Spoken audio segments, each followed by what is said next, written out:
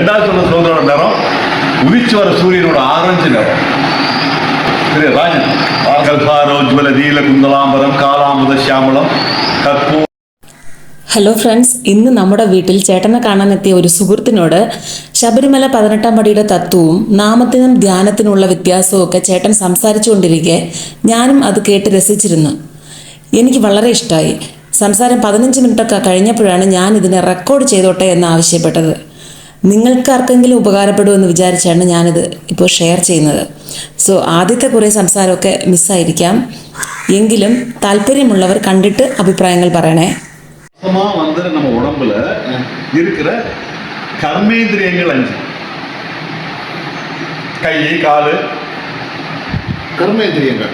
அதாவது நம்ம கர்மம் செய்யறதுக்குள்ள இந்திரியங்கள், நம்ம தோல் உட்பட 5 ஞானேந்திரியங்கள் 5. அதாவது நம்மளுக்கு அறிவு கொடுக்குற விஷயங்கள் காது, கண்ணு, இந்த சுவாசம் வாசம் மூலமாக தெரிகிறது, நாக்கு, தொக்கு, தோல், தொழுத அறிவு, இது வலி, இது சுகம், ஒரு அறிவு கிடைக்குது. இல்லை தொடு உணர்வு, தொடு உணர்வு மட்டும் இல்லை, 5. அதாவது ஞானேந்திரியங்கள் வரக்கூடிய அறிவு, தொடு உணர்வு, அது சம்பந்தமாக அதுதான் அதை கொடுக்குற இந்திரியங்கள் தான் 5. தொடு உணர்வு இல்லை. அதாவது கர்மங்கள் செய்யறதுக்கு கை காலு தலைங்கிற மாதிரியான இந்திரியங்கள் 5. ஞானேந்திரியங்கள் நமக்கு அறிவு உள்ள வர்றதுக்கு, அதாவது ஒரு பொருளை தொட்டு பார்த்தோன்னே இது சுடும், இந்த இடத்துல இப்படி சிவப்பு கலர்ல அது எப்படியே எரிஞ்சுக்கிட்டு இருந்தா இது மாதிரி தீ தொட்டா சுடுங்கிற அறிவு வருது இல்லை, அது தொழிலாளர் வருது, அது ஒரு இந்திரியம். இந்த சத்தம் கேட்டாச்சுன்னா பயப்படணும், இந்த சத்தம் கேட்டால் நம்ம சாந்தமா இருக்கலாங்கிற ஒரு காது கொடுக்குறது, அது அப்படி 15 ஆச்சு. அப்போ 3 பஞ்சபூதங்கள், கர்மேந்திரியங்கள் 5, ஞானேந்திரியங்கள் 5. அதுக்கப்புறம் வர்றது மாயை, நம்ம மனசுன்னு சொல்லலாம். சிந்தைகள் உருவாகிற இடம், நல்லது கெட்டது, இது சிறந்தது, இது இதாகாது, மாயை நம்மளுக்குள்ள மனசு, அது சம்பந்தமானது ஒண்ணு மனசு. அந்த மனசை தாண்டது, மாயையை தாண்டது. 17வது அவித்யை, அஜ்ஞானம், அறியாமை. 18வது முழு வித்யை, வித்யை மூலமா கிடைக்கிற ஞானம்.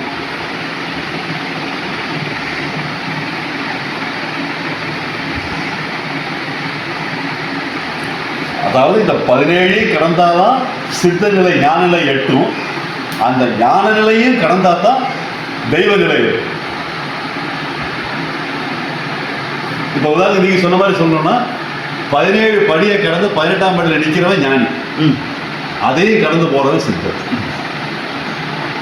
இது என்ன, இந்த சித்தர்கள் எங்க சமாதி இருக்கோ அந்த இடம் மட்டும்தான் சைத்தன்யம் அதிகம் இருக்கு. உதாரணத்துக்கு சொல்ல போனா திருச்செந்தூர், எனக்கு எல்லாமே தெரியாது, அதை தெரிஞ்சாங்க. திருச்செந்தூர்ல ரோமரிஷி, அவரோட சமாதினா பின்னாடி பஞ்சலிங்கம் வச்சிருப்பாங்க, அதான் இயங்கிக்கிட்டு இருக்கு.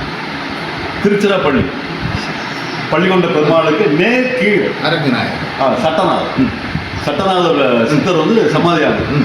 திருப்பதியில கொங்கணச்சி, பழனியில போகம், வேற இங்க திருவட்டாறுல ஒரு ஆள் உண்டு. அதுல சந்தேகமே வேண்டாம், நம்மளுக்கு பேரு தெரியாம, எனக்கு அது ஞாபகத்திலே சவுண்டு, அது சிலை கிட்ட இருக்கு, பேரு தெரியாம இருக்கும். ஆனா அப்படி ஒரு சித்தர் இந்த இடம் தான் சைத்தன்யம், ஒரு பத்மநாப சுவாமி கோயிலாக. சபரிமலையில நம்ம ஐயப்பன் சொல்றவரை அங்க ஜீவ சமாதி ஆகி இன்னைக்கு வரைக்கும், அதாவது எப்படின்னா ஜீவ சமாதி எப்படி பண்ணுவாங்கன்னா, அவங்க ஆத்மா அவங்களை விட்டு அந்த மூலமுத்து வெயிச்ச உடனே அந்த தேகத்தை, அது உயிர் துடிப்போடு இருக்கிறது, ஆனால் உயிரோடு இருக்கிறது, கற்பூரம் உப்பு எல்லாம் போட்டு அதுக்கு தேவையான குழி எடுக்கி உட்கார்ந்த நிலைமையில உள்ள இறக்கி சில கிரகங்கள்லாம் போட்டு மூடி வச்சுருவாங்க. அது டிகே ஆகி எலும்பு நிலைக்கு வர்றதுக்கு 2000 வருஷம் ஆகும். ஸோ மணிமண்டபத்துக்கு கீழே இன்னும் ஆரியன் கேரளவர்மன்கிற மணிகண்டன்கிற ஐயப்பன் இஸ் தேர். இவ்வளவு டிஸ்டன்ஸை நம்ம உணர முடியும். சந்தோஷம். அதனால இதெல்லாம் கடந்து போற பிராக்டிஸ் தான் இந்த விரதமும் பூஜையும் புனஸ்காரமும் நம்ம சபரிமலை யாத்திரையும் இல்லாம தத்துவமசி தான். அவன் நீ தான் அது சொல்லிட்டான், அப்ப நானும் அதுதான், அந்த போக தேவையில்லை அப்படி கிடையாது.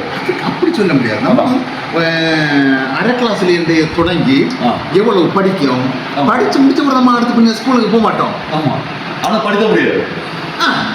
அந்த ரூட்டு மாறும், அடுத்த நமக்கு இடம் இல்லை. அதுதான் அதே மாதிரி சபரிமலைக்கு போகாத இருந்துதான் ஒன்றை போல ஆகலான்னு நினைக்கிறதல்ல. ஒரு குறிப்பிட்ட நாள் வரை போய் இதெல்லாம் இந்த 18 விஷயத்தையும் யாரு புரிஞ்சுக்கிறியா? சபரிமலைக்கு போற 18 மலையாது அது இல்லை, கதை. இதுல இன்னொரு விஷயம் இருக்கு. சபரிமலை விரதம், சபரிமலை எப்படி போயிட்டு இருந்தாங்கன்னா, சபரிமலைக்கு ஒருத்தன் போறதுக்கு வனமா இருக்கும் போது 50 வயசுக்கு மேலதான் அதுக்குள்ள தயாரெடுப்பே எடுப்பான். ஏன்னா அவன் புலன்கள்லாம் அடங்கி இதாக இருக்கணும். இப்போ வந்து பிறந்த குழந்தை தூக்கிட்டு போகிறதுலாம் அர்த்தமே கிடையாது, மக்கள் செய்கிறாங்க. அது அவங்களுக்கு சபரிமலைங்கிறது யார் வேணுமானாலும் எப்போ வேணுனாலும் நினைச்ச உடனே போயிட்டு வரலாங்கிற இடம் கிடையாதுங்கிறத அவளை புரிஞ்சுக்கணும். ஐயப்பனுக்கு அதனால எந்த கேடும் இல்லை. அவன் மகா உக்ரமூர்த்தி, அவன் சாந்தமூர்த்தி, அதே சமயம் உக்ரமூர்த்தி, ஷிப்ர பிரசாத் கேட்டவுடனே தர்றவன். அதே நேரத்தில் ஷிப்ர கோபி ஒரு செகண்ட்ல காலி பண்ணிடுவான் அடிச்சு. கை வைக்கிறது பார்த்துக்கணும். இப்போ உதாரணத்துக்கு ஒரு 800 kV ஒரு ஹை வோல்டேஜ் லைன் ஒன்று போயிட்டு இருக்குன்னு, அது கூப்பிடலை உன்னை என்னை வந்து பிடின்னு. ஆனால் அதில் வேலை செய்துக்கு நீ போனேன்னா அது சேஃப்டி ஷூ போட்டுக்கணும், ஹெல்மெட் போடணும், கையில் க்ளவுஸ் போட்டுக்கணும், அந்த இன்ஸ்ட்ருமெண்ட் வச்சு தான் தொடணும். இல்லை அதில் புரிதலை இருக்கணும். என் வீட்டில் இந்த பக்கம் மாட்டி நான் தான் சுவிட்ச் போடுறேன் இதையும் பண்ணுவேன்னு சொல்லி போய் பிடிச்சா அந்த லைனுக்கு ஒன்றும் ஆகாது, இவங்க அறியுமா. அதனால சபரிமலை விரதம் இருக்கிறது. இத்தனை விஷயம் கடைப்பிடிக்கிறீங்கல்ல, மத்ஸ்ய மாம்சாதிகள், மாது போதை நாகரிக வசதிகள் இல்லாமல், பொய் சொல்லாமல், கோவப்படாமல், சாந்தமாக 2 வேளை குளிச்சு இந்த மாதிரி எத்தனை செய்கிறாங்கல்ல. ஒரு யாத்திரை போயிட்டு வந்தா இந்த 18 படிக்க உள்ள நீங்க என்ன செய்ய முடியுது எல்லாம் அடக்கம் இல்லை. ஆமா, இது அதுக்கு போற ஒரு யாத்திரை போயிட்டு வந்தா உடனடியாக எல்லா விஷயத்தையும் வாழ்க்கையில் கொண்டு வர முடியாட்டியும் கூட ஏதாவது ஒரு விஷயத்த அப்படியே கிடக்கும் வாழ்க்கை முழுக்க. இனிமே நான் பொய்யே பேச மாட்டேன், அடுத்த வருஷம் இனிமே நான் மத்ஸ்ய மாம்சாதிகள் சாப்பிடலை, இப்படி ஒவ்வொன்றா விட்டு விட்டு விட்டு வந்தா அவன் அந்த ஞான நிலையை அடைஞ்சு அதை தாண்டதுக்குள்ளதுக்கு பக்குவப்படுவான் உடம்பு ரீதியாக. அதுக்கப்புறம் மனசால மேலே போகிறது அவங்களுக்கு தான் சபரிமலையை ஒழிய எனக்கு கார் வேணும் சாமி, எனக்கு வீடு வேணும் சாமி கேட்கறதுக்கு சபரிமலை ஐயப்பன் தருவான். அதாவது ஒரு வருஷம் போற ஒரு விஷயமாகும். கரெக்டாக சொன்னீங்க, ஒரு விஷயம் ஆகுது. காந்தியடிகள் ஹரிச்சந்திரா படம் பார்க்கிறதுக்கு வற்புறுத்தி கூட்டிட்டு போனாங்க. அவருக்கு அதில் விருப்பம் இல்லை நாடகம் பார்க்கிறது. சரி, அந்த அளவுக்கு வற்புறுத்ததுனால பார்த்தாரு. பார்த்து முடிச்சு வரும்போது ஏதாவது கிடைச்சாரு. ஏன்னா ஜென்மத்தில் நான் இன்னும் போய் பேச மாட்டேன், ஒரு விஷயம் அப்படி கிடைச்சாரு. அப்போ தான் அவங்க சபதம் எடுக்காரு, எனக்கு ஜென்மத்தில் தான் இனி போய் பேச மாட்டேன். ஹரிச்சந்திரன் படம் பார்த்தது. இப்படி ஒவ்வொரு விஷயத்துலேருந்து ஒரு ஆள் இந்த பக்கம் வந்தால் தான் முடியும். 2008 நாமம் விஷ்ணு சகஸ்ரம் ஒவ்வொரு நாடியையும் ஆக்டிவ் பண்ணக்கூடிய மந்திரமா. அதுல தெய்வ சக்தி இருக்கான விஷயம் 2வது. நம்ம வாழறதுக்கான பிரபஞ்ச சக்தி அந்த மந்திரத்துல இருக்கு. இதே மாதிரி தான் எல்லா மந்திரங்களும். இதை யாரு புரிஞ்சு கிடையாது, எப்படி இதை புரிய வைக்கிறது, இது எப்படி உணர வைக்கிறது? நீங்க முதல்ல கேட்ட கேள்விக்கு பதில் சொல்லாருங்க. மந்திரங்கள்ங்கிறது வேற, நாமங்கிறது வேற. அது அதாவது இப்போ செல்வதாசன் இருக்குல்ல, அது உங்களோட நாமம். உங்களோட மந்திரமா இது எப்போ மாறும்னா ஒரு தியானம் இருக்கும்.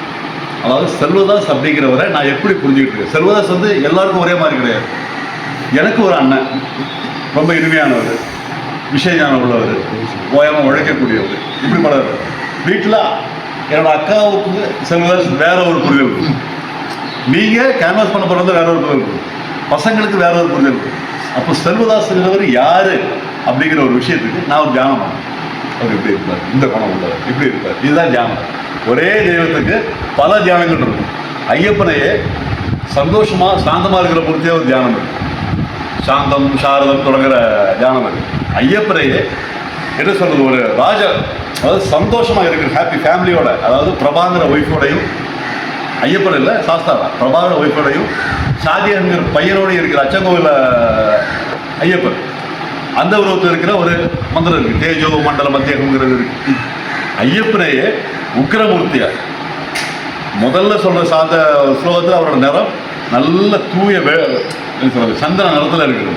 2வது சொல்ற ஸ்லோகத்தோட நிறம் உதிச்சு வர சூரியனோட ஆரஞ்சு நிறம், சரி, ராஜன் அரசன். அதுக்கு அடுத்தது ஒண்ணு வருது, கல்ஹாரோஜ்வல தீல குந்தலாம்பரம் காலாமுத சியாமலம் கற்பூராதி கரிதாபி ராமபூஷன் ஒன்று தொடர்பு. நிற்கணும் ஒரு நிமிஷம். அந்த கிளாஸ் அந்த ஸ்தானத்தையும் நம்ம அங்கோட்டு மேலோட்டு, ஏன்னா இவ்வளவு புரிதல் உங்களுக்கு கிடைக்கும். நமக்கு இது கிடைக்கல, இவருக்கு அப்பாவுக்கு இது கிடைக்கல. இல்லை, எங்கள் அப்பா எனக்கு கிடைச்சதுதான். இல்லை, எங்கள் அப்பா தான் குரு கிடைச்சிருக்கோம். அதில் நம்ம வந்திருக்கோம். இதை தாண்டி உங்களுடைய அந்த எண்ணங்கள் இருக்கணும். வந்திருந்து கேட்டது எல்லாம் ரொம்ப சந்தோஷமா இருந்து அதை புரிஞ்சுக்கணும்னு ஒரு ஆர்வம் இருக்கு. ரொம்ப சந்தோஷம். அந்த கல்கராஜர்கள் வந்து இதை முடிச்சது. அது வந்துட்டு ஐயப்பனோட தாமசூர்ல சத்வராஜோ தமோ சொல்லுவாங்கல்ல, அதாவது கருப்பானவன் கையில் இரும்போலக்கையை வச்சுட்டு உட்கார்ந்துருக்கிறவன் சரீஸ்வரனோட நீங்கள் கம்பேர் பண்ணிக்கணும். கண்ணு செவந்தவன், ரொம்ப கோபக்காரன், சத்ரு விமர்த்தனம், எதிரியும் தெரிஞ்சா அடிச்சு காலி பண்றவன். இந்த வடிவும் சாஸ்தாக்கு உண்டு. அடுத்தது ஆரூட பிரௌட வேக பிரபஞ்சித பவனம் துங்க துங்கம் துரங்கம். அந்த வர்ணனை நீங்க பணிஞ்சு இப்படி வழங்கும் போது அவனை வரதை பார்த்துக்கலாம். ஆரூட பிரௌட வேகம் தான் குதிரையில வரான், வெள்ளை குதிரையில தலைமுடிகள் ஜலவாக. அது குதிரை எப்படி போகலாம், பிரபஞ்சி அந்த ஜலாமுடி பறக்க, அந்த முடிகள் பறக்க வரும்போதே கையில கரதல விலசல் காண்ட கோதண்ட தண்டம் வச்சிருக்கான். அந்த கையில குதிரையோட கடிவாளமும் பிடிச்சிருக்கான். அதை இழுத்து விட்டுனா குதிரை பாஞ்ச போது ரொம்ப வச்சு சரசரமா எழுதிக்கிட்டே வரும், வேட்டையாடிக்கிட்டே வரும்.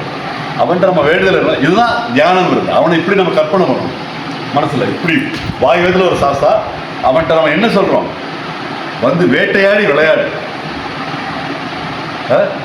அதாவது ராகத்வேஷாதி நானாவித மிருகபடலி பீதிகிருத் பூதபர்த்தா. அதாவது நானாவித கொடிய மிருகங்களுக்கும் பயத்தை உண்டு பண்ணக்கூடிய பூதங்களுக்கு தலைவன். பீதிகிருத் பூதபர்த்தா. பர்த்தானா ஆடுறான்னு இருக்கும். பூதபர்த்தா, நீ எங்க விளையாடுற? என் மனசாகிய காட்டுக்குள்ள இருக்கிற கொடிய சிந்தைகள்ங்கிற விலங்குகளை இந்த உருவத்துல வந்து நீ வேட்டையாடி விளையாடு.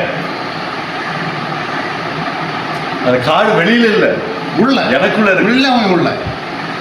கரியுண்டே புலியுண்டே ഞങ്ങളെ ഉള്ളിൽ കരിനാഗ പുറ്റുണ്ടേ ഞങ്ങളെ ഉള്ളിൽ മണി വില്ലി ഞാനൊലിയാൽ മണികണ്ട ഞങ്ങളുടെ பவதுரிதம் போக்கிடம் விபோ சரணமையப்ப.